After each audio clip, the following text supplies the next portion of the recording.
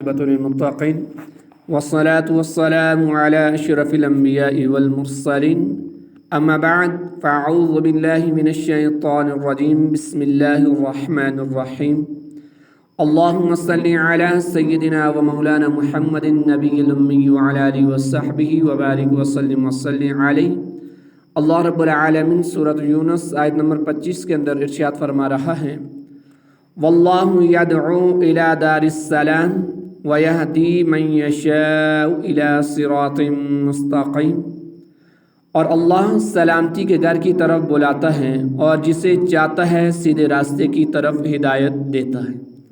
واللہ یدعو الی دار السلام، اور اللہ سلامتی کے گھر کی طرف بلاتا ہے۔ دنیا کی بے ثباتی کا بیان فرمانے کے بعد اس آیت میں باقی رہنے والے گھر جنت کی طرف دعوت دی گئی اور فرمایا گیا کہ اللہ تبارک و تعالیٰ تمام لوگوں کو اس گھر کی طرف بلا رہا ہے جس میں ہر قسم کی تکلیف اور مصیبت سے سلامتی ہے۔ حضرت قتادہ رضی اللہ تعالیٰ عنہ فرماتے ہیں کہ دارالسلام سے مراد جنت ہے، اور یہ اللہ تعالیٰ کی بے انتہا رحمت اور اس کا کرم ہے کہ اس نے اپنے بندوں کو جنت کی دعوت دی۔ یاد رہے کہ اللہ تبارک و تعالیٰ لوگوں کو جنت کی طرف جو دعوت دیتا ہے، اور یہ دعوت اللہ تعالیٰ کے حبیب صلی اللہ علیہ وسلم کے ذریعے ہے۔ بخاری شریف میں حضرت جابر بن عبداللہ رضی اللہ تعالیٰ عنہ سے روایت ہے کہ اللہ کے نبی علیہ الصلوۃ والسلام کی خدمت میں کچھ فرشتے اس وقت حاضر ہوئے جب آپ سوئے ہوئے تھے۔ ان میں سے بعض نے کہا آپ تو سوئے ہوئے ہیں، اور بعض نے کہا کہ ان کی آنکھ سوتی ہے اور دل جاگتا ہے۔ بعض کہنے لگے کہ ان کی کوئی مثال بیان کرو، تو انہوں نے کہا ان کی مثال اس شخص کی طرح ہے جس نے ایک مکان بنایا اور اس میں طرح طرح کی نعمتیں مہیا کیں، اور ایک بلانے والے کو بھیجا کہ لوگوں کو بلائیں۔ جس نے اس بلانے والے کی اطاعت کی وہ اس مکان میں داخل ہوا اور ان نعمتوں کو کھایا پیا، اور جس نے بلانے والے کی اطاعت نہ کی وہ نہ مکان میں داخل ہو سکا نہ کچھ کھا سکا۔ پھر وہ کہنے لگے کہ اس کا مطلب بیان کیجئے تاکہ بات سمجھ میں آ جائے۔ انہوں نے کہا کہ مکان سے مراد جنت ہے، اور بلانے والے سے محمد مصطفیٰ صلی اللہ علیہ وسلم مراد ہے۔ جس نے ان کی اطاعت کی اس نے اللہ تبارک و تعالیٰ کی اطاعت کی، جس نے ان کی نافرمانی کی اس نے اللہ رب العالمین کی نافرمانی کی۔ وَيَهْدِي مَن يَشَاءُ إِلَى صِرَاطٍ مُسْتَقِيمٍ، اور جسے چاہتا ہے سیدھے راستے کی طرف ہدایت دیتا ہے۔ اس آیت میں صراط مستقیم سے مراد دین اسلام ہے۔ آیت کے اس حصے سے معلوم ہوا کہ اللہ تعالیٰ کی دعوت تو عام ہے کہ سب کو بلایا جا رہا ہے، مگر اس کی ہدایت خاص ہے کہ وہ کس کس کو ملتی ہے۔ اگلی آیت کے اندر اللہ رب العالمین ارشاد فرما رہا ہے لِلَّذِينَ أَحْسَنُوا الْحُسْنَى وَزِيَادَةٌ وَلَا يَرْهَقُ وُجُوهَهُمْ قَتَرٌ وَلَا ذِلَّةٌ أُولَئِكَ أَصْحَابُ الْجَنَّةِ هُمْ فِيهَا خَالِدُونَ۔ بلائی کرنے والوں کے لیے بلائی ہے اور اس سے بھی زیادہ ہے، اور ان کے منہ پر نہ سیاہی چھائی ہوگی اور نہ ذلت، یہی جنت والے ہیں، وہ اس میں ہمیشہ رہیں گے۔ للذین احسنوا الحسنى وزیادہ، بلائی کرنے والوں کے لیے بلائی ہے اور اس سے بھی زیادہ۔ بلائی والوں سے اللہ تعالیٰ کے فرمانبردار بندے مومنین مراد ہیں، اور یہ جو فرمایا کہ ان کے لیے بلائی ہے، اس بلائی سے جنت مراد ہے، اور اس پر زیادت سے مراد دیدار الہی ہے۔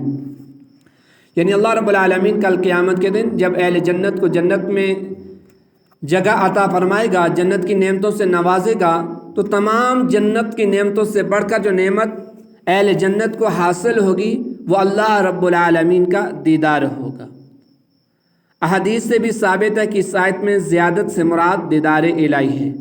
حضرت صہیب رضی اللہ تعالیٰ عنہ سے روایت ہے کہ رسول اللہ صلی اللہ علیہ وسلم نے ارشاد فرمایا جنتیوں کے جنت میں داخل ہونے کے بعد اللہ تعالیٰ ان سے فرمائے گا کیا تم چاہتے ہو کہ تم پر اور زیادہ عنایت کروں؟ وہ عرض کریں گے یا رب العالمین، کیا تو نے ہمارے چہرے سفید نہیں کیے؟ کیا تو نے ہمیں جنت میں داخل نہیں فرمایا؟ کیا تو نے ہمیں دوزخ سے نجات نہیں دی؟ حضور اقدس صلی اللہ علیہ وسلم نے فرمایا پھر پردہ اٹھایا جائے گا تو دیدار الہی انہیں ہر نعمت سے زیادہ پیارا ہوگا۔ ایک روایت میں یہ اضافہ ہے کہ پھر آپ صلی اللہ علیہ وسلم نے آیت تلاوت فرمائی للذین احسنوا الحسنى وزیادہ۔ یہی روایت الفاظ کی کچھ تبدیلی کے ساتھ ترمذی، نسائی اور ابن ماجہ میں موجود ہے۔ صحیح بخاری میں ہے کہ امام مجاہد کے علاوہ کے نزدیک آیت میں زیادہ سے مراد اللہ رب العالمین کا دیدار ہے کہ جنتی نعمتوں سے سب سے زیادہ جو نعمت اللہ رب العالمین اپنے بندوں کو عطا فرمائے گا وہ اپنا دیدار۔ والذین کسبوا السیئات جزاء السیئات بمثلها وترهقهم ذلة ما لهم من الله من عاصم كأنما أغشيت وجوههم قطعا من الليل مظلما أولئك أصحاب النار هم فيها خالدون۔ اور جنہوں نے برائیاں کمائی تو برائی کا بدلہ اسی کے برابر ہے اور ان پر ذلت چھائی ہوگی، انہیں اللہ سے بچانے والا کوئی نہ ہوگا، گویا ان کے چہروں کو اندھیری رات کے ٹکڑوں سے ڈھانپ دیا گیا، وہی دوزخ والے ہیں، وہ اس میں ہمیشہ رہیں گے۔ والذین کسبوا السیئات، اور جنہوں نے برائیوں کی کمائی کی۔ اس سے پہلی آیت میں اللہ رب العالمین نے مسلمانوں کی اخروی حالات اور انعامات بیان فرمائے، اور اس آیت میں اللہ تبارک و تعالیٰ نے کفار کے 4 اخروی احوال بیان فرمائے۔ پہلا، جتنا گناہ ہوگا اتنی ہی سزا ملے گی۔ اس قید سے اس بات پر تنبیہ مقصود ہے کہ نیکی اور گناہ میں فرق ہے، کیونکہ نیکی کا ثواب 1 سے لے کر 700 گنا تک ہے، بلکہ اس سے بھی زیادہ بڑھایا جاتا ہے، اور یہ اللہ رب العالمین کا فضل و کرم ہے۔ اور گناہ کی سزا اتنی ہی دی جائے گی جتنا گناہ ہوگا، اور یہ اللہ رب العالمین کا عدل ہے۔ ان پر ذلت چھائی ہوگی، اس میں ان کی توہین اور تحقیر کی طرف اشارہ ہے۔ انہیں اللہ کے عذاب اور اس کی ناراضگی سے بچانے والا کوئی نہیں ہوگا، گویا ان کے چہروں کو اندھیری رات کے ٹکڑوں سے ڈھانپ دیا گیا ہے۔ ان کی رسوائی کا یہ حال ہوگا کہ خدا کی پناہ۔ اب دنیا کے اندر انسان بہت سارے گناہ کرتا ہے، جرائم کرتا ہے، کس کے بل بوتے پر؟ تعلقات کے بل بوتے پر، مال و متاع کے نشے پر، بازوں کے زور سے بہت سارے گناہ کرتا ہے، اور اس کو یہ علم ہوتا ہے کہ یہ جو میں جرم کر رہا ہوں، یہ گناہ کر رہا ہوں، تو سامنے والا یا قانون نافذ کرنے والے ادارے میرا کچھ نہیں بگاڑ سکتے، کیونکہ اس کو گھمنڈ ہوتا ہے کہ میرے تعلقات اچھوں کے ساتھ ہیں، میرے پاس مال و متاع ہے، میں طاقت کے اندر ہوں، تو یعنی وہ ان چیزوں کے اندر مست ہوتا ہے، تو قیامت کے دن ان میں سے کوئی چیز بھی اللہ کے ہاں سفارش کرنے کے لیے نہیں حاضر ہوگی، نہ کسی کی طاقت، نہ کسی کی مال و متاع، نہ کسی کا جاہ و منصب، اللہ کے ہاں کسی کا کوئی سفارشی نہیں ہوگا۔ اور وہاں ایک ذرے برابر بھی اگر کسی نے جرم کیا ہوگا اس کی سزا وہ بھگتے گا، اور ایک ذرہ برابر اگر نیکی کرے گا تو اس کی وہ جزا پائے گا۔ فَمَنْ يَعْمَلْ مِثْقَالَ ذَرَّةٍ خَيْرًا يَرَهُ وَمَنْ يَعْمَلْ مِثْقَالَ ذَرَّةٍ شَرًّا يَرَهُ۔ اس سے معلوم ہوا کہ قیامت کے دن مومن و کافر چہروں ہی سے معلوم ہو جائیں گے۔ اللہ رب العالمین فرماتا ہے یُعْرَفُ الْمُجْرِمُونَ بِسِیمَاهُمْ، مجرم اپنے چہروں سے پہچانے جائیں گے۔ تَبْیَضُّ وُجُوهٌ وَتَسْوَدُّ وُجُوهٌ، کئی چہرے روشن ہوں گے اور کئی چہرے سیاہ ہوں گے۔ البتہ کئی مسلمان بھی ایسے ہوں گے جو قیامت کے دن اپنے عذاب کی علامات لیے ہوئے ہوں گے، جیسا کہ پیشہ ور بیکاری کے منہ پر گوشت نہ ہوگا۔ حضرت عبداللہ بن عمر رضی اللہ تعالیٰ عنہ سے روایت ہے کہ رسول کریم صلی اللہ علیہ وسلم نے ارشاد فرمایا، آدمی سوال کرتا رہے گا یہاں تک کہ قیامت کے دن اس حال میں آئے گا کہ اس کے چہرے پر گوشت کا ٹکڑا نہ ہوگا۔ اور اسی طریقے سے زکوٰۃ ادا کرنے میں بخل کرنے والوں پر گنجا سانپ مسلط ہوگا۔ حضرت ابو ہریرہ رضی اللہ تعالیٰ عنہ سے روایت ہے کہ اللہ کے نبی علیہ السلام نے ارشاد فرمایا، جس کو اللہ تبارک و تعالیٰ مال دے اور وہ اس کی زکوٰۃ ادا نہ کرے تو قیامت کے دن وہ مال گنجے سانپ کی صورت میں کر دیا جائے گا، جس کے سر پر 2 نشان ہوں گے۔ وہ سانپ ان کے گلے میں طوق بنا کر ڈالا جائے گا، پھر اس کی باچھیں پکڑے گا اور کہے گا میں تیرا مال ہوں، میں تیرا خزانہ ہوں۔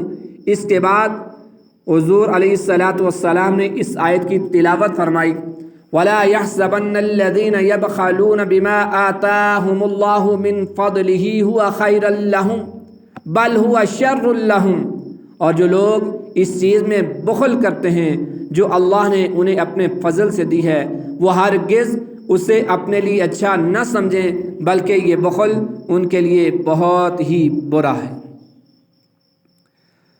اب یہاں پر اس حدیث مبارکہ کے اندر زکوٰۃ ادا نہ کرنے والوں کے لیے وعید کا بیان ہوا ہے، عذاب کا بیان ہوا ہے۔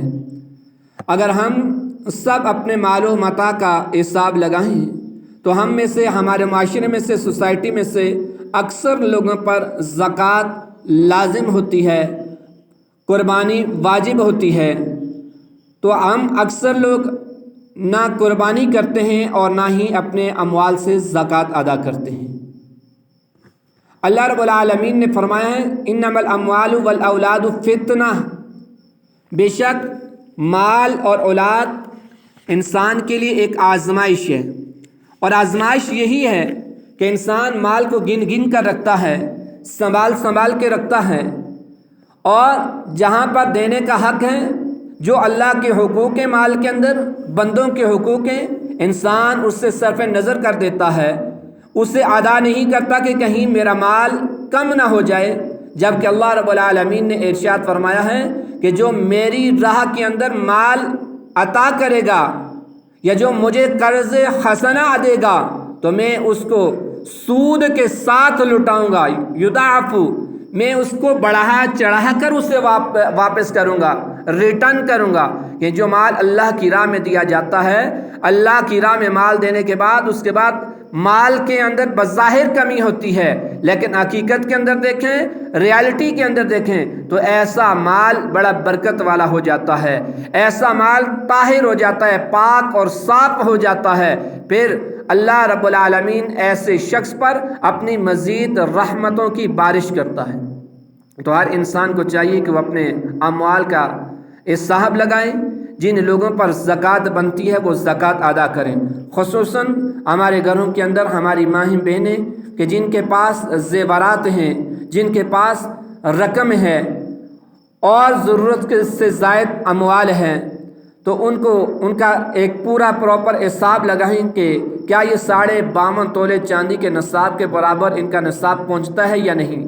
اگر پہنچتا ہے اور وہ مقروض نہیں ہے اور ان پر 1 سال کا عرصہ گزر چکا تو ایسی خواتین پر زکوٰۃ دینا لازم اور ضروری ہے۔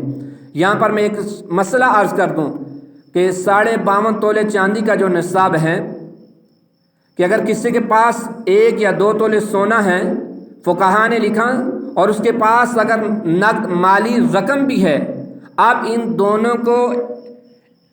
دونوں کے نصاب کو جمع کیا جائے گا اور دیکھا جائے گا کہ 52.5 تولے چاندی کے نصاب کو پہنچ رہے ہیں یا نہیں۔ 52.5 تولے چاندی کا نصاب آج کے دور میں 1,80,000 سے 90,000 ہے، یعنی 2 لاکھ سے اندر ہے۔ اگر کسی کے پاس 1 تولہ سونا ہے تو 1 تولے سونے کی مالیت 3 لاکھ سے زائد ہے۔ 1 تولہ سونا اور اس کے علاوہ اگر چند ہزار روپے بھی کسی کے پاس ہیں، 2,000، 4,000، 10,000، اور اس پر قرض نہیں ہے، تو ایسے شخص پر، مرد و عورت پر زکوٰۃ لازم ہے۔ ہمارے گھروں میں بس اوقات ایسا ہوتا ہے کہ مرد اس پر زکوٰۃ لازم نہیں ہوتی، لیکن عورتوں پر، خواتین پر زکوٰۃ لازم ہوتی ہے۔ تو ہر ایک کا نصاب الگ اعتبار سے دیکھا جائے گا، جتنے افراد ہیں، مرد اپنے اعتبار سے اپنے مال کو دیکھیں، عورت اپنے اعتبار سے مال کو دیکھیں، اور اس کے بعد اس سے اپنی زکوٰۃ کو نکالیں۔ یاد رکھیے گا کہ جو لوگ اپنے مال سے زکوٰۃ نہیں نکالتے، آیت کریمہ کا خلاصہ ہے کہ کل قیامت کے دن انہی اموال کو، جن اموال کو ابن آدم گن کر رکھتا ہے، سنبھال کر رکھتا ہے، ان اموال کو گرم کیا جائے گا، پھر اس اموال سے ابن آدم کی پیشانیوں کو داغا جائے گا، پشتوں کو داغا جائے گا، اس مال کو جہنم کی آگ کے اندر گرم کر کے انسان کو اسی مال سے داغا جائے گا۔ اور حدیث کی روح سے اس اموال کو اللہ رب العالمین گنجے اژدہا کی شکل دے گا، اور وہ گنجا اژدہا مال کے اندر زکوٰۃ نہ نکالنے والے پر مسلط ہوگا۔ تو ان وعیدات کو سامنے رکھتے ہوئے اور زکوٰۃ ادا کرنے کے فضائل کو سامنے رکھتے ہوئے ہر انسان اپنے مال کی جان بین کرے، اور جو اللہ کا اس کے اندر حکم ہے اس کو ادا کرنے کی کوشش کرے۔ اللہ ہمیں عمل کرنے کی توفیق عطا فرمائے۔ وما علیہ الا البلاغ۔